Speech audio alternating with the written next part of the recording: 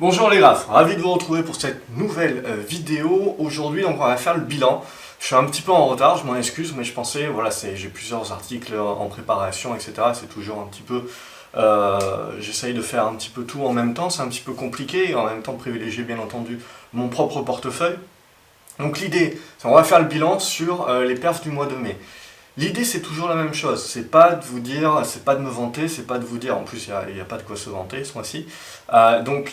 C'est vraiment l'idée, c'est de vous dire, voilà, c'est important de faire un bilan, c'est important de l'écrire, c'est important de le partager. Donc n'hésitez pas dans les commentaires également. Je vous engage à faire votre propre bilan. Voilà. Le but, c'est pas évidemment de fanfaronner. Le but, voilà, c'est d'être transparent avec soi-même. C'est déjà ça le premier point important et de pouvoir voilà, en fait s'engager et reconnaître ses erreurs. Parce que la plus grosse erreur que la majorité des investisseurs font, c'est finalement de parler que de leurs gains et derrière en fait de pousser, que ce soit sur des forums, que ce soit sur d'autres sites, de vous, ou Twitter, les réseaux sociaux, peu importe, c'est toujours de reparler de vos gains, mais en oubliant vos pertes. C'est-à-dire, à chaque fois, il y a toujours des personnes qui vont dire, ben voilà, comme je vous l'avais dit, le CAC a fait ça, comme je vous l'avais dit, cette action a fait ça.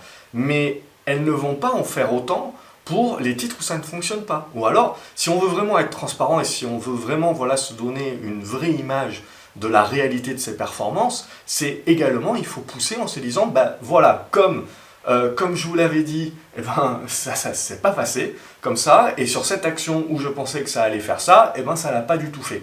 Donc, et éviter de toujours retomber entre guillemets sur ses pattes, hein, comme un chat, où on va toujours s'expliquer que voilà, ce scénario-là n'a pas marché, mais maintenant j'ai ce nouveau scénario, et évidemment, quand il fonctionnera, on va toujours derrière se rassurer en disant, ben là j'avais raison, et regardez comme j'avais raison sur ce point-là, etc.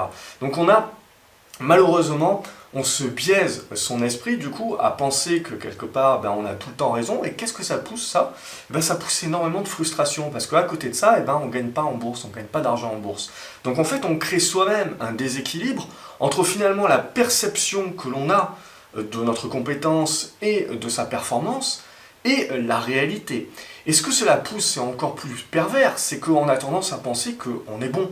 Et donc on renforce en fait cet esprit-là qu'on est bon en se focalisant uniquement sur ce qui a bien marché et sur nos gains.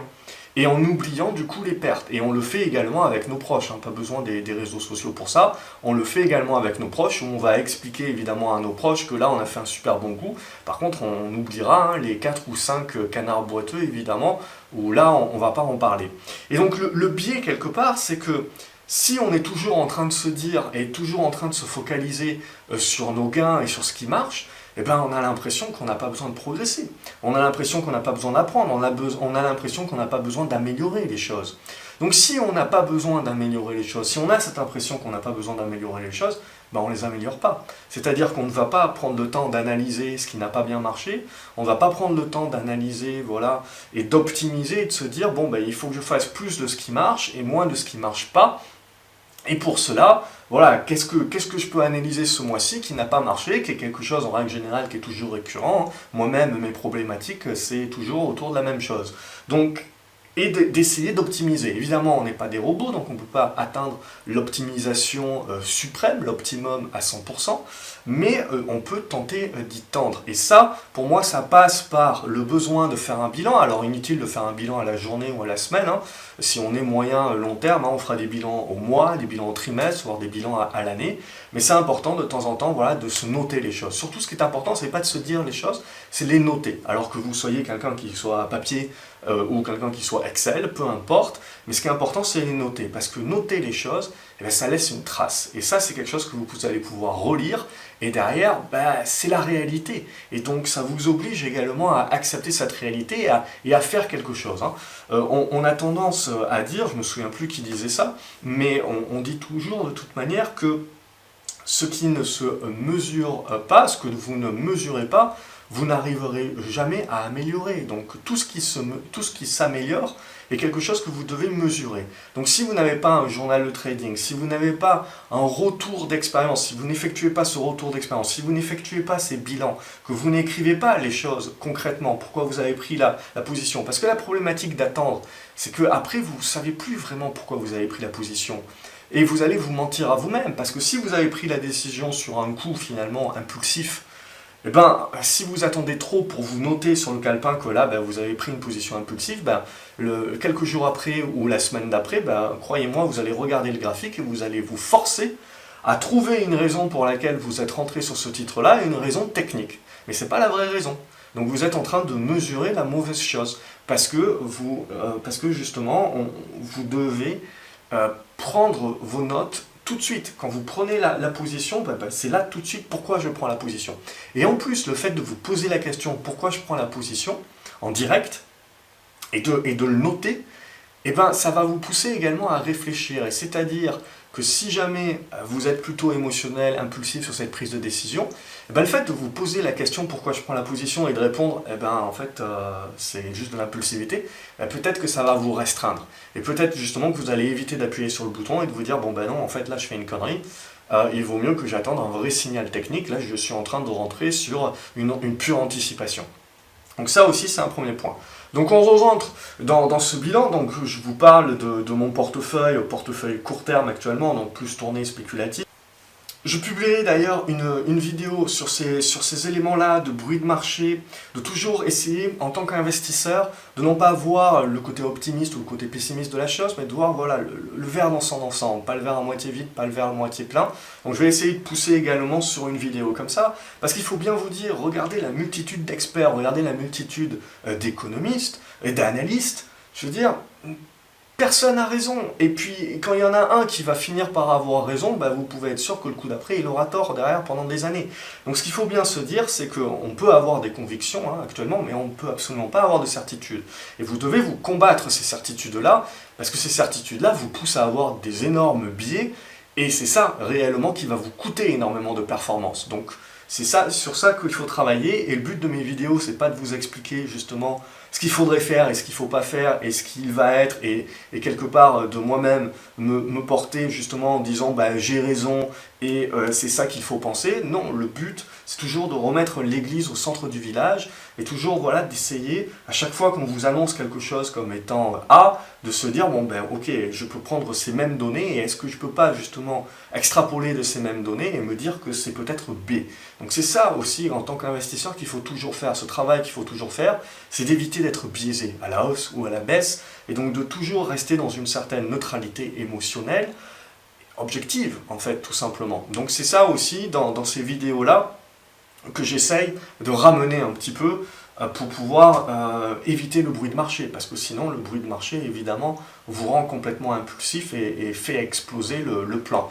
Donc on en revient à nos moutons, donc l'idée sur ce bilan-là, c'est un nouveau mois de temporisation pour moi, c'est ce que j'ai écrit. Donc depuis fin mars, si vous me suivez depuis lors, je parle beaucoup de temporisation. Il y a eu des mois janvier, février exceptionnels, février également, et donc à partir de mars, et mars également, et à partir de fin mars, moi mon idée c'est de dire, voilà, le marché maintenant il va temporiser, il va faire du zigzag.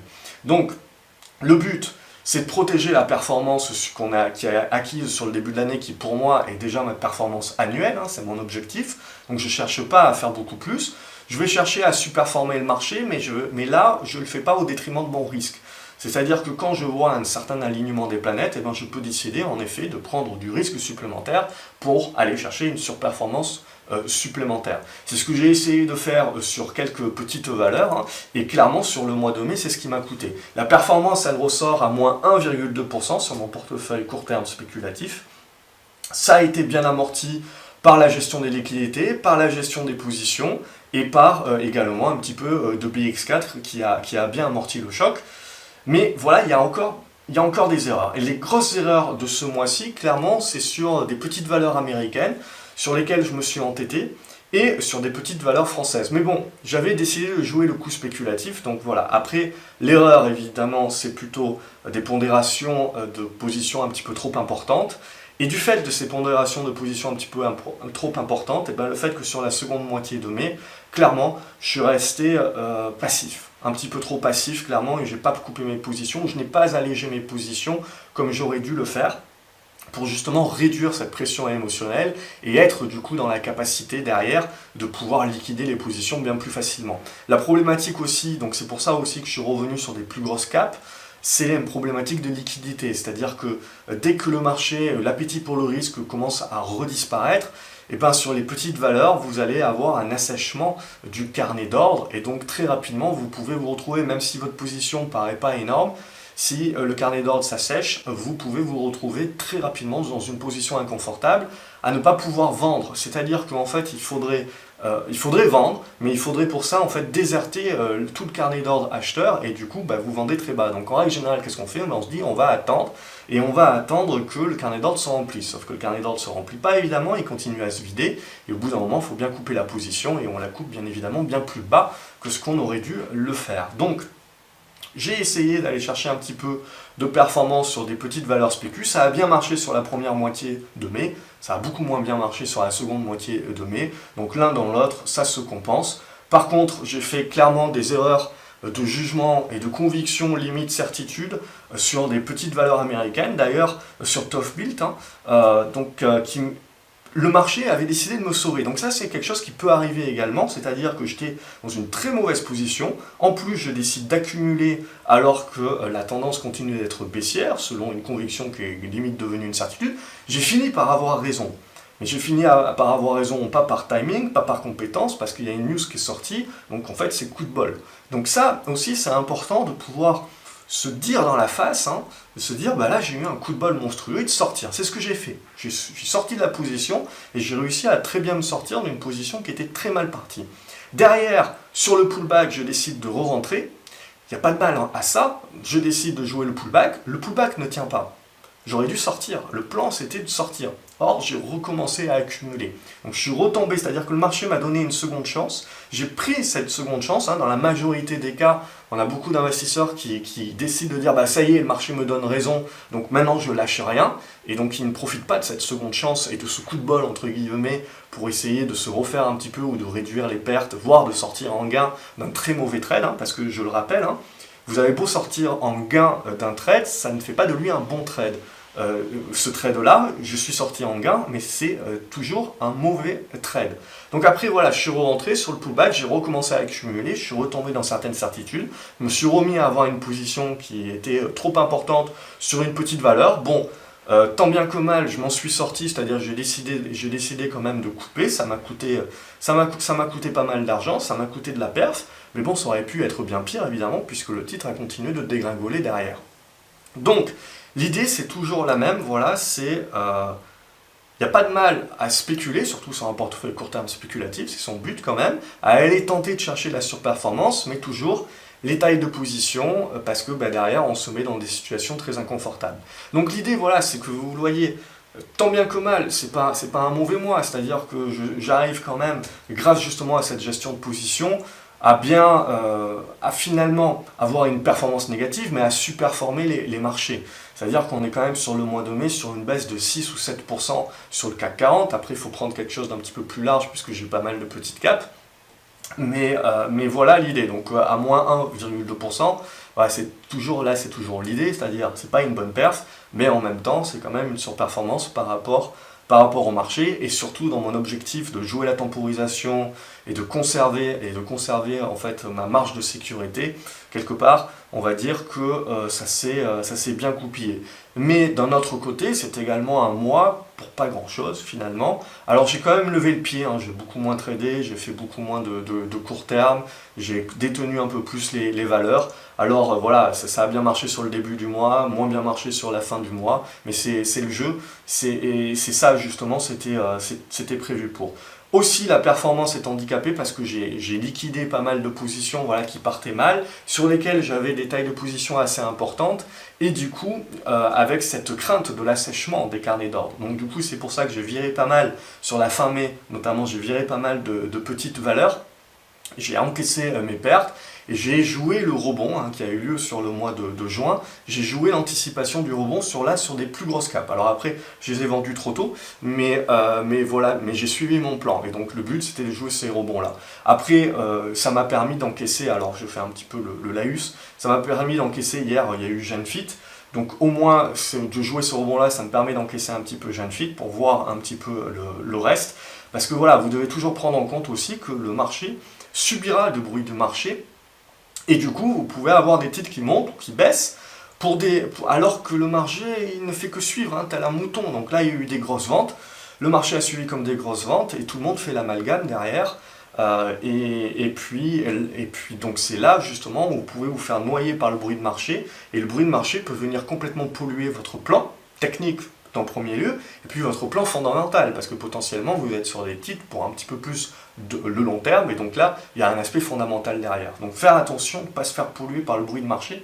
En ce moment il y en a énormément, le marché est compliqué certes, mais on se le complique bien plus en essayant de lire tous les articles qu'on peut trouver, de lire tous les réseaux sociaux. Bref, c'est énormément de bruit de marché.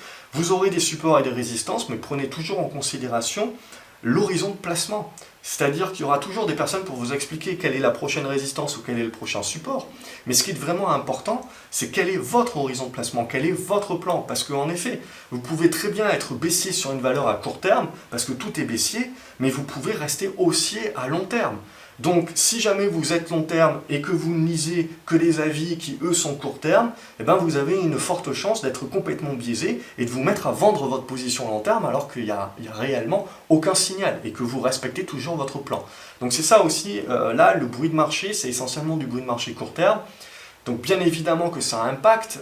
Moi-même, je dirais, sur le mois de mai, sur le mois de fin mai, début juin, aussi, au bout d'un moment, ça impacte. Donc là, il faut prendre du recul, bien se reposer, voilà, et remettre carte sur table sur ses plans court terme, moyen terme, long terme, et se fixer à ça, et réduire drastiquement vos lectures. Alors c'est toujours bien d'avoir plusieurs avis, bien entendu, chaque avis est important, mais derrière il faut avoir cette capacité, voilà, de ne pas se faire brouiller, et puis de rester fixé sur ses plans. Et puis surtout, ce qui est important, je dirais, c'est lire des avis quand vous n'êtes pas en position, ok, why not, ça permet de garder l'objectivité, mais dès que vous êtes en position, c'est votre plan le plus important. Donc évitez d'aller chercher des réponses ailleurs alors qu'elles sont dans votre plan. Tenez votre plan. Donc ça c'est vraiment c'est vraiment pour moi le point principal, surtout dans des marchés actuellement où on est dans de la temporisation. Et donc quand vous construisez la temporisation et du range, tout le monde a raison, hein. C'est-à-dire que les haussiers ils ont raison parce qu'il y a des rebonds, les baissiers ils ont raison parce que les rebonds sont pas très forts et on peut rebaisser très rapidement, donc ça se cherche, donc la réalité c'est la neutralité, et quand c'est neutre comme ça, et c'est là où on doit justement tenir les plans coûte que coûte et rester concentré sur avoir des liquidités, voilà, et prendre un petit peu de recul, peut-être sur des graphiques un petit peu plus long terme. Donc réfléchissez à ça. Au niveau, donc voilà, j'ai pas vraiment plus à dire que ça sur mon court terme. De toute façon, voilà, je suis vraiment dans une volonté de ne pas perdre avant de gagner. C'est surtout ça. Et après, si jamais on a un alignement des planètes, voilà, ce que j'aime, c'est devenir un petit peu plus offensif, un petit peu plus agressif et commencer à nouveau à surpondérer des valeurs.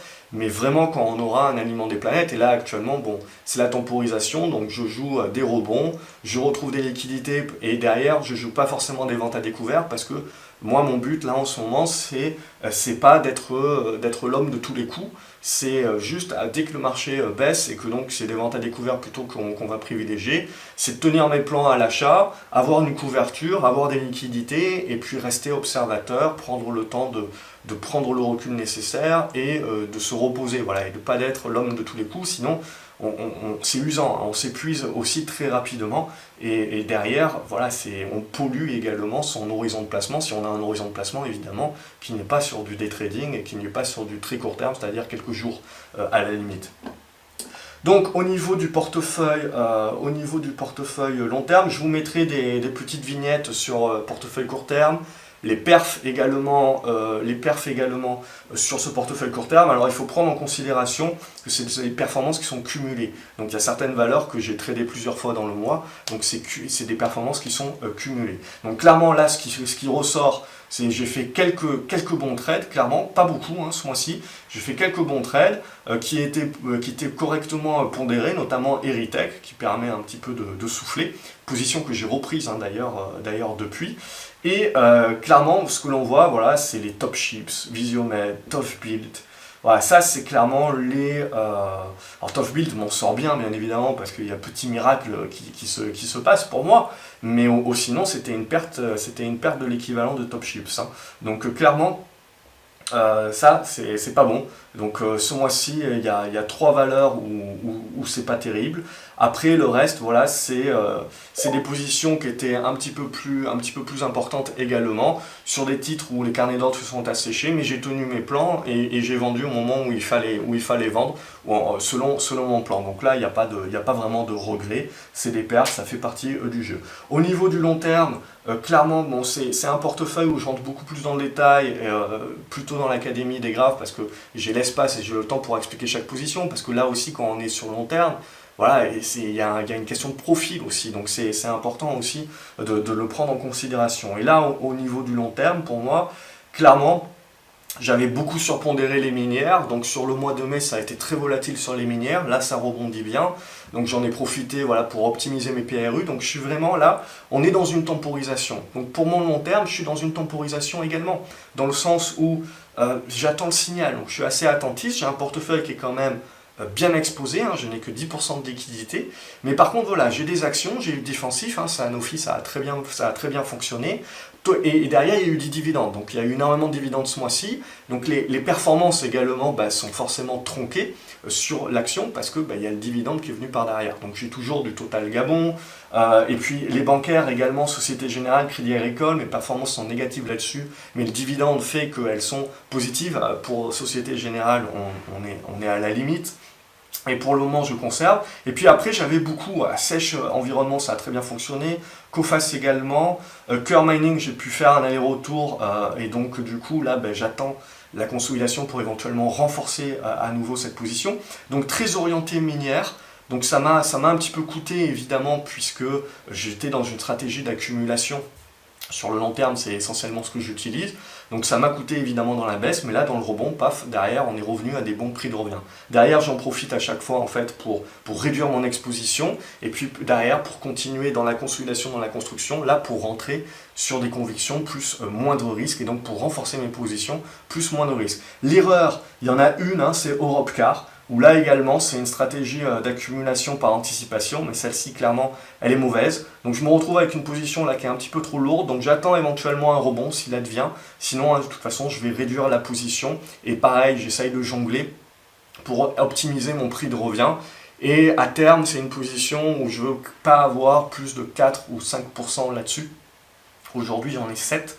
Donc clairement, je suis actif sur mon portefeuille long terme, c'est absolument pas un portefeuille passif. J'ai des trackers, mais j'avais réduit ces trackers-là sur fin avril et sur le début du mois de mai, notamment les trackers émergents donc, que j'avais achetés sur décembre pour jouer justement le rebond de la Chine notamment, jouer le rebond aussi de l'Europe, donc où j'avais repris également du tracker européen. J'ai réduit ces trackers-là, et donc là je suis un petit peu plus offensif, beaucoup plus sélectif.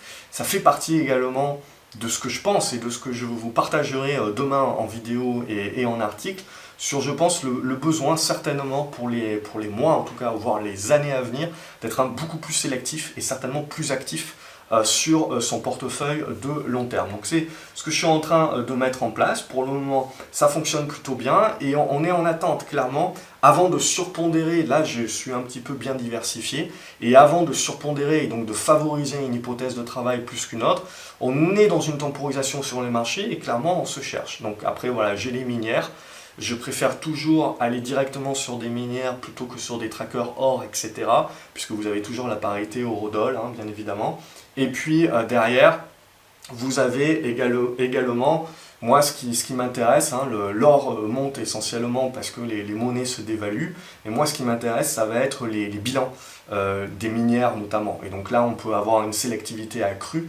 Donc bien évidemment, c'est souvent des sociétés qui sont assez endettées, mais on peut trouver justement quelques perles, on peut trouver quelques minières justement qui sont dans des configurations qui sont très intéressantes, et justement si l'or monte, elles sont capables de démultiplier leurs profits.